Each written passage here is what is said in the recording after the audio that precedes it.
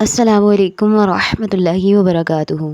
اعوذ باللہ من الشیطان الرجیم، بسم اللہ الرحمن الرحیم۔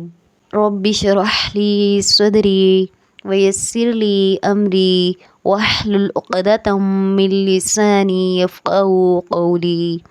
رب یسر ولا تعسر وتمم بالخیر، رب زدنی علما۔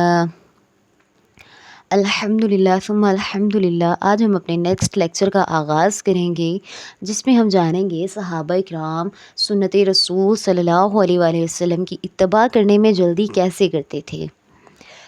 رسول اللہ صلی اللہ علیہ وآلہ وسلم کو اللہ تعالیٰ نے اس لیے بھیجا کہ اللہ کے حکم سے ان کی اطاعت، ان کی اتباع کی جائے، یعنی انہیں فالو کیا جائے۔ صحابہ اکرام آپ صلی اللہ علیہ وآلہ وسلم سے حقیقی محبت کرتے تھے، اور جیسے کسی شاعر نے کیا خوب کہا، مصور کھینچ وہ نقشہ کہ جس میں یہ صفائی ہو، مصور کھینچ وہ نقشہ کہ جس میں یہ صفائی ہو، ادھر حکم ہو ادھر گردن جھکائی ہو۔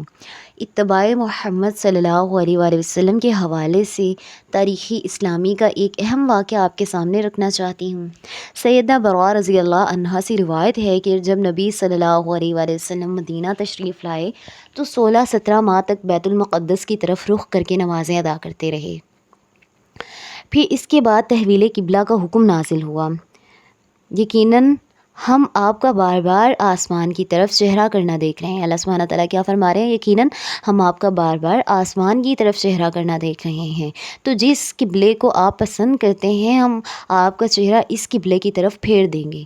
جس وقت یہ حکم نازل ہوا، آپ کے ساتھ نماز پڑھنے والا ایک شخص مسجد کے قریب سے گزرا، جبکہ صحابہ اکرام حالت رکوع میں تھے۔ اس نے کہا، میں گواہی دیتا ہوں قبلہ بدل کر کعبہ ہو گیا۔ انہوں نے رکوع کی حالت میں اپنے چہرے بیت المقدس سے بیت اللہ کی طرف پھیر دیے، یعنی صحابہ اکرام نے۔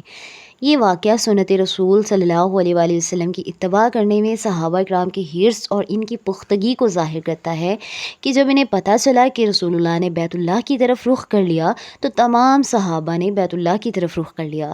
حالانکہ ابھی تو انہیں نبی کا حکم نہیں پہنچا تھا نا، وہ سوچ سکتے تھے جب حکم آئے گا اس وقت عمل کر لیں گے، لیکن انہوں نے نبی صلی اللہ علیہ وآلہ وسلم کی سنت سے محبت کی، اس کی حرص رکھی، یعنی اس کا لالچ رکھا، اور اسی کے مطابق عمل کیا۔